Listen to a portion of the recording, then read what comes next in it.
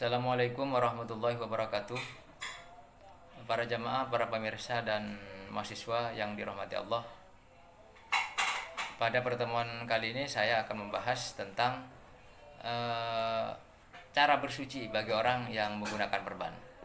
Karena sering kali kita amati dan kita lihat atau bahkan menimpa kepada kita, yaitu ketika kita ada anggota tubuh kita yang luka kemudian diperban. Apakah lukanya kecil ataupun parah mungkin, atau termasuk mungkin karena ada anggota wudhu kita yang potong, ya, patah tulang, ya, ada patah tulang kemudian diperban. Lalu bagaimana cara beribadahnya? Karena orang yang diperban sekalipun dia itu tetap wajib melaksanakan sholat, dan sholat menghendaki adanya suci dari hadas kecil maupun hadas besar. Oleh karenanya ini cukup penting bagi kita mengetahui caranya menggunakan perban. Insyaallah para jamaah sudah sama-sama tahu, mungkin saya pertegas kembali.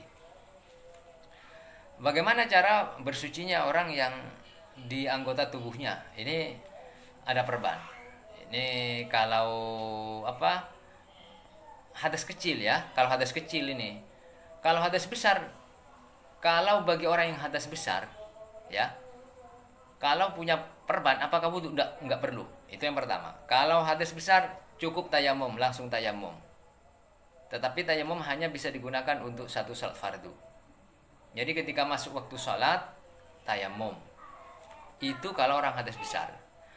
Kalau sekarang orang itu bukan hadas besar, tapi dia hanya punya hadas kecil, maka dua yang dilakukan, yaitu wudhu dan tayamum. Nanti ketika wudhu, begini contohnya. Kalau misalnya anggota yang ada perbannya itu di tangan, kita wudhu sebagaimana biasa.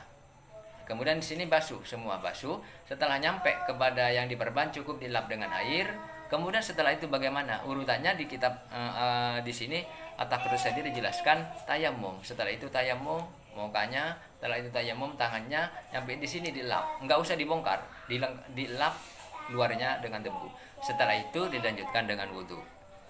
Itu begitu caranya. Jadi melakukan dua hal, yaitu wudhu dan tayamum.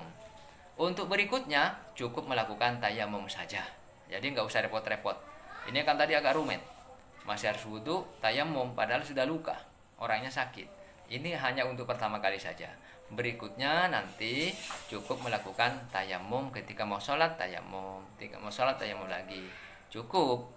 Tetapi tayamum beda kekuatannya dengan wudhu. Kalau wudhu itu antara dua waktu bisa, tapi kalau tayamum hanya boleh dilakukan ketika masuk waktu sholat.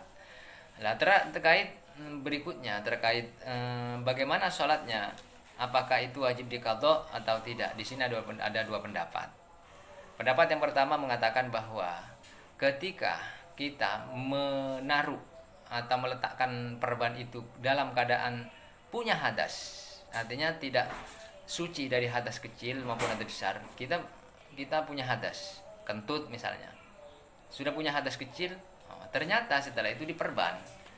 Kalau diperban orangnya itu punya hadas, maka pendapat yang pertama mengatakan sholatnya nanti wajib diqadha ketika sudah sembuh. Pendapat yang kedua, tidak usah diqadha, karena qadha itu hanya berlaku bagi orang yang di luar waktu saja. Orangnya tidak sholat tepat pada waktunya, misalnya waktu subuh tidur, ketika bangun waktu subuh sudah habis, baru qadha. Kalau orang ini sudah sholat tepat pada waktunya, tidak perlu sholatnya diqadha. Jadi terserah para pemirsa mau ikut yang mana, apakah wajib diqadha atau tidak. Tetapi pendapat yang pertama, kalau misalnya dia menaruh perbannya itu dalam keadaan suci, jelas semuanya pendapat mengatakan tidak perlu diqadha sholatnya. Kalau dalam keadaan tidak suci, ada dua pendapat. Ada yang mewajibkan qadha, ada yang tidak perlu diqadha.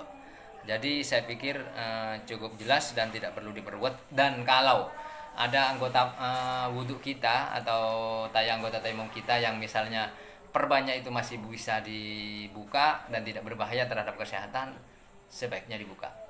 Tapi kalau berbahaya dan memperlambat sembuhnya penyakit atau luka yang ada pada tubuh kita, ya sebaiknya kita tetap menggunakan tata cara wudhu dan tayamum yang sudah dijelaskan dalam syariat, yaitu tayamum nanti wudhu nanti diusap, setelah itu tayamum diusap lagi untuk berikutnya supaya enggak ada dua kali, cukup tayamum saja. Saya pikir begini penjelasannya terkait dengan cara bersuci orang yang ada perbannya dalam anggota tubuhnya. Mudah-mudahan ada manfaatnya dan bisa dipahami kita semua dan menjadi ilmu yang manfaat. Terima kasih. Kurang lebihnya maaf. Wabillahi taufiq wal hidayah wallahu a'lam bishawab. Assalamualaikum warahmatullahi wabarakatuh.